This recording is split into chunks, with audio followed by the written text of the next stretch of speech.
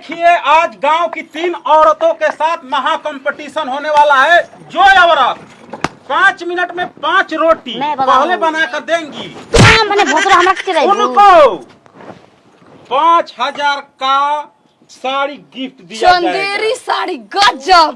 आप लोग रेडी हैं? हम तो एकदम रेडी बनी। हम अबे पहना में तू देखत रह 5 अबे मिनट 5 मिनट में 5 रोटी मुलायम मुलायम रोटी सेकना है। मिली तब पहन बनाए रोटी पट पट पट। तो देखिए ये 3 नैहर में माटी के लोया सेक रोटी बना देते रहे। आज भी पता चली। लिए उठाइए। तो देखिए 2 रुकिए 2 3 4 5 2 2 4 5 आइए आपका 5। तो देखिए 3 औरतों के बीच कौन औरत महा कंपटीशन रोटी जीत हासिल कर रही है। चलिए 1 2 3 जे किस्मत में लिखल नहीं वो कोई से अपन कोई हो बिछड़ के रोता ही दिल तन्हाई में रोई हो। गोल गोल ना। हाँ कितनी अच्छी बनाती है। यहाँ जांच होगा कौन कैसा रोटी बनाई है। थोड़ा सा जो टेढ़ रहेगा उसका टेढ़ा ही चलेगा। लग रहा है आपका नाम भोसड़ी देवी। भोसड़ी देवी एक रोटी तवा पर डाल चुकी है। आपका नाम फुलमतिया। फुलमतिया देवी भी डाल चुकी है। आपका नाम फुलझरिया। फुलझारी देवी भी डाल चुकी है। तो देखिए लगातार यहाँ कंपटीशन जीतने के लिए ये तीनों लोग एकदम उबाल। ए भगवान वो साड़ी हमारे हाथ में आ जाई पगली भाई के बियाह में पहनो अब हमर माई के जाएगी। हम कोई ना जीते हम जीतब। हम जीतब। पूछो जी हम ही तो जीत के रहूंगी। बड़ भोसड़ा बड़ सिनार न बड़ा बोरे में भार बहुरा कबेल में धिक के अगियात रह तार माई के भतार खोजो। जी कहता नहीं क्या गलती है करम बा बहुत कम बरता। देखिए पहला रोटी अच्छे ना बने के चाहिए इतना ख्याल रखम। किनके नाम हो रहा है पहला रोटी। देखिए पहला रोटी कांच नहीं होना रोटी एकदम फ्रेश होना चाहिए फूला हुआ एकदम नजर के साथ बनाए रखिए। ये रानी की जल्दी जल्दी बरता बादला होई गैस चूल्हा बादला होई ना कैसे बादला होई कैसे आमन होई रुतिया हमसे रुतिया ना लग रहा है तीनों औरत एक साथ निकल रही है। देखिए खुल चुका है एक रोटी तैयार हो चुका है। फुलो फुलो फुलो तवा से बाहर भी नहीं चलेगा जैसे भी बनाई चलेगा ठीक है। ओ एक अरे अच्छी नारी कैसन दिल बाइस मेरा आएगो रोटी बनी गई और धर धर दो रोटी हमारो बन गई।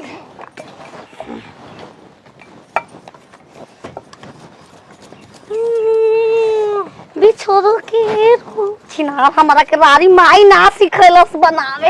ये माई के का करिया तो भतर काटो हो हम केहू के घर जाई।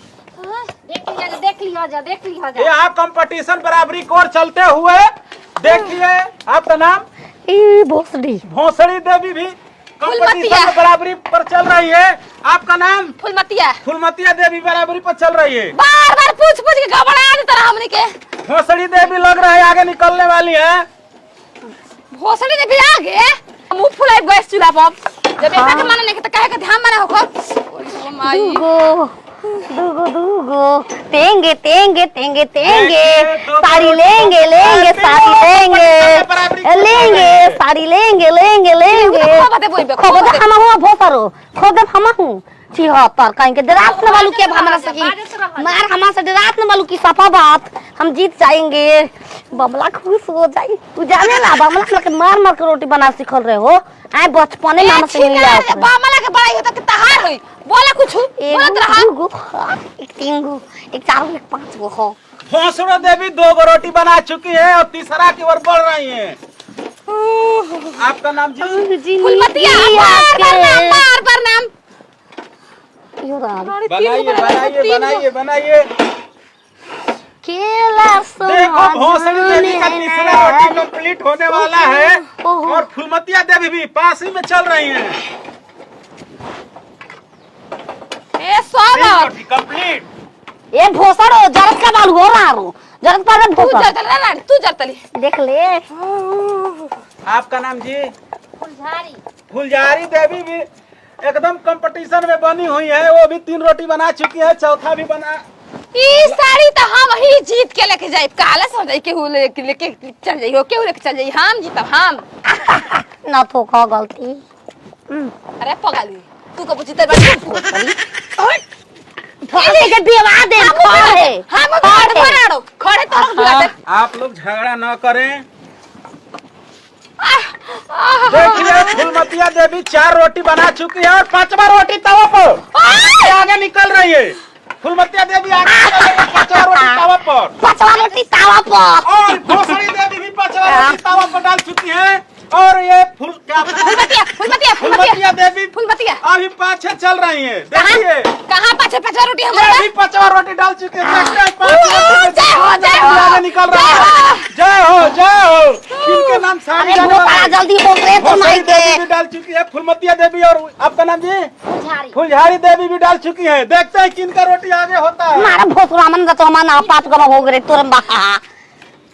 देखिए कंपटीशन बराबरी की ओर चल रहा है। किनका रोटी फूल रहा है पहले? ये देखिए फुलमतिया देवी की रोटी फूलता हुआ निकल रहा है। चुका है 1 2 3 अच्छा 6 गो कौन बात बन गई हमारे 5 गो बन गई। पीछे पीछे ला सर ला हमार ए छिना एगो हमार चोरैले बड़ू ए भोसर रोटी हमार में निकाला मत आखिर के सोझा 4 3 4 5 हमर ये हमारा एगो रह गया हमार एगो हमार रोटी का भई हटा भोसरी हमार खाली में से हटा ए हां लागू लखबे तो लेके साड़ी चल जाई। ए रुका ए रानी रुका। अरे भनर काट धर के उते तवे पर धगा देखी। देख देखो हम का दे 1 2 3 4 5 आप दिखाइए। 1 2 3 4 रोटी है। एगो है गिरल बा 5 गो। ये कच्चा है, इधर देख रहे हैं, इधर कच्चा है। ये नहीं चलेगा। ये हमार रहा। फुलझारी देवी आपका ये रोटी सब कच्चा दिख रहा है। देखिए ये कंपटीशन जीत चुकी है भोसड़ी देवी। ई को आपको गिफ्ट दिया जा रहा हो है। सकेला ए रारो एक हाथ से बाजिम तार से एक हाथ से ले देबू भोसरी रारी आज के बलेंडर स्टार मैं हूं। कैसा ब्लेंडर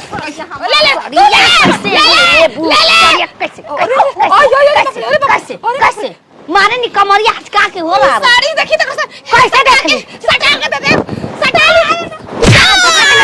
ना लागी क्षेत्र पिन खोतो जरा रो इज्जत लुटत जरा रो भतर काट बना के लूरा नहीं के खाना मामला से बंद करवाइबू ये छिनार कम से कम तू तो जीत गया तू तो और मार एक थप्पड़ और एक थप्पड़ मार।